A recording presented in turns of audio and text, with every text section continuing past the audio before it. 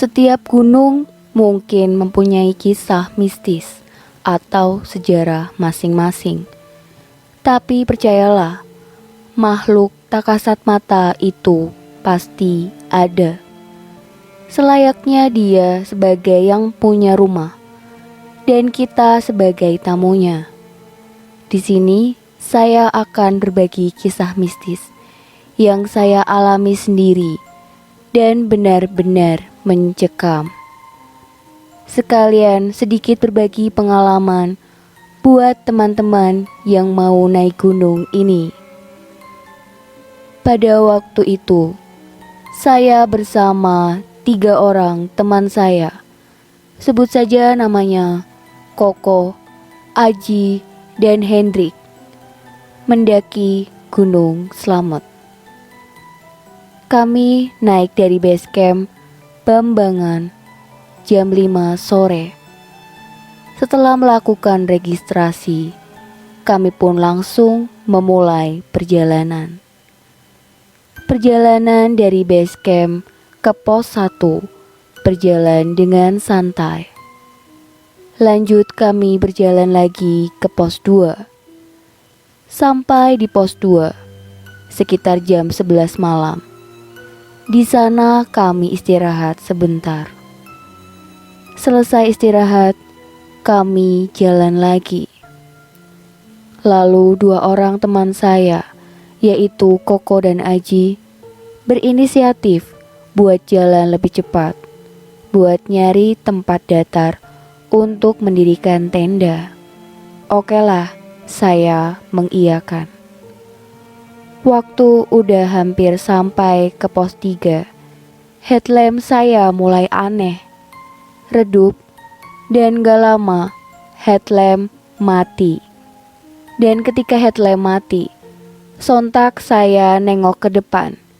Ternyata ada penampakan makhluk tinggi, besar, berpakaian putih dengan keadaan membelakangi saya. Makhluk itu ada di tengah jalur pendakian. Sontak saya kaget dan berhenti. Saya diam dan berkata dalam hati, mungkin ini ucapan selamat datang buat kami dengan perantaranya saya. Karena teman saya Hendrik kayaknya gak melihat makhluk itu. Setelah saya diam dan baca doa, akhirnya makhluk itu menghilang. Lalu saya melanjutkan perjalanan. Sesampainya di pos 3, saya melihat teman saya sudah mendirikan tenda. Lalu kami istirahat, makan, dan tidur karena gak memungkinkan untuk lanjut jalan lagi. Kami semua emang udah kelelahan saat itu. Keesokan harinya, jam 10 pagi, kami melanjutkan perjalanan. Setelah nyampe di pos 4, yaitu pos Samarantu, kami pun istirahat sebentar buat ngerokok dan minum. Waktu kami sedang istirahat di pos Samarantu, tiba-tiba saya dengar ada suara perempuan. Karena lama-kelamaan saya mulai merinding, saya langsung mengajak teman saya buat jalan lagi. Singkat cerita, kami sampai di pos 7. Dan waktu itu, hari sudah sore. Kami pun berniat menginap di sekitar pos 7. Malam harinya, ketika kami sedang ngopi-ngopi di depan api unggun. Waktu itu sekitar jam 11 malaman kalau gak salah. Tiba-tiba Hendrik berkata, denger gak? Kami langsung terdiam. Alhasil, kami semua mendengar suara gamelan Jawa. Entah kenapa, kami semua cuma diam, seolah-olah fokus mendengarkan suara itu. Suara itu lama-kelamaan, semakin lama, semakin mendekat. Lalu kami melihat ada 10 orang lebih memakai baju adat Jawa, pakai belangkon khas Jawa, jalan di depan kami sambil membawa obor, dan ada beberapa yang membawa tandu. Sontak kami semua langsung kaku terdiam, karena kami tahu bahwa orang-orang itu bukanlah manusia. Jujur, kami sangat takut waktu itu. Ketika mereka sudah lewat, kami langsung masuk tenda.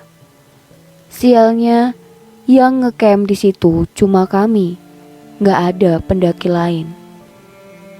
Tenda kami sebenarnya ada 2, tapi kami cuma pakai 1 tenda buat berempat, saking takutnya.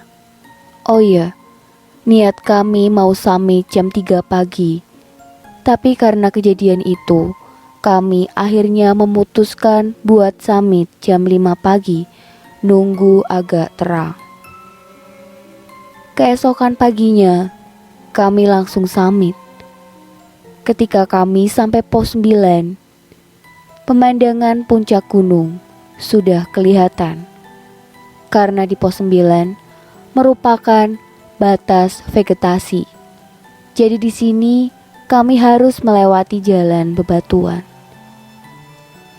Singkat cerita, kami sampai di puncak. Kami langsung ngopi-ngopi sambil menikmati pemandangan di sana. Kira-kira 3 jam kami menghabiskan waktu di puncak. Lalu kami akhirnya bersiap turun gunung. Perjalanan turun, beberapa kali kami bertemu pendaki yang mau naik ke atas. Oh ya, waktu itu saya jadi leader pas perjalanan turun. Jadi saya jalannya di paling depan. Singkat cerita, sampailah saya di pos Samarantu. Pas saya ngelihat ke belakang, ternyata ketiga teman saya sudah tidak ada. Paniklah saya. Padahal barusan juga kedengeran langkah kaki di belakang saya. Saya pikir itu teman saya. Akhirnya saya memutuskan buat istirahat sambil nunggu teman saya yang lain. Gak lama saya nungguin sendiri. Tiba-tiba ada suara gamelan dan disambut suara perempuan nyanyi. Nyanyinya kayak sinden. Sontak saya langsung merinding dan takut setengah mati. Apalagi saya sendirian di situ. 15 menit kemudian, akhirnya 3 teman saya datang. Saya berkata, "Dari mana aja sih lo, lama banget?" Tiba-tiba Hendrik langsung mendekati saya. Dia berbisik ke telinga saya. Dengan suara pelan dia berkata, "Aji kesurupan." Saya langsung melihat ke arah Aji. Dia dirangkul Koko, tapi mata Aji putih semua, gak ada buletan hitamnya.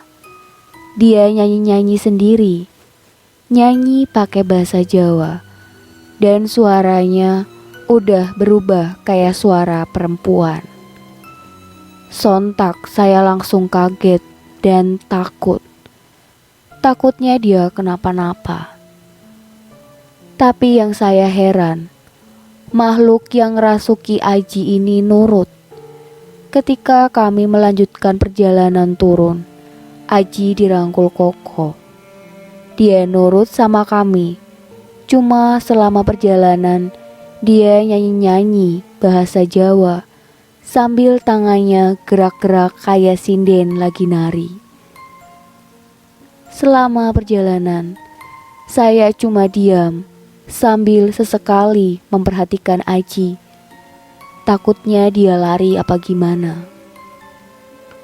Oh ya, kali ini saya jalannya di paling belakang. Yang di tengah Koko sambil merangkul Aji jalan. Paling depan Hendrik. Pokoknya hawa di perjalanan turun benar-benar ekstrim seremnya. Gimana gak serem? Salah satu dari kami ada yang kesurupan. Dan keadaan waktu itu sudah malam, sekitar jam 8 kalau gak salah. Singkat cerita, ketika hampir sampai di base camp, kami bertemu 2 orang bapak-bapak. Langsung Hendrik bilang ke bapak-bapak itu kalau teman kami ada yang kesurupan. Alhamdulillah, bapak-bapak itu mau bantu kami membawa Aji ke perkampungan buat disembuhin. Setelah Aji sadar, dia kayak orang linglung. Dia berkata, "Loh, kita di mana?" Koko menjawab, "Kita udah sampai base camp, Ji." Singkat cerita, ketika semuanya udah tenang, Aji bercerita. Kata dia, pas lagi di perjalanan turun, dia ngelewati gerbang, terus tiba-tiba semuanya gelap. Aji langsung gak sadar. Dia pingsan. Sadar-sadar, Aji udah di sini, di pemukiman warga. Oh ya, kata warga di situ, yang ngerasuki Aji itu sosok wanita, penari sinden. Kami sangat bersyukur waktu itu. Untungnya Aji selamat sampai base camp, dan untungnya makhluk yang merasuki Aji itu nurut, gak marah-marah atau macem-macem selama perjalanan turun. Oke, itu saja kisah mistis yang bisa saya ceritakan sewaktu mendaki Gunung Slamet. Terima kasih buat yang sudah ngirim cerita ini ke email kami.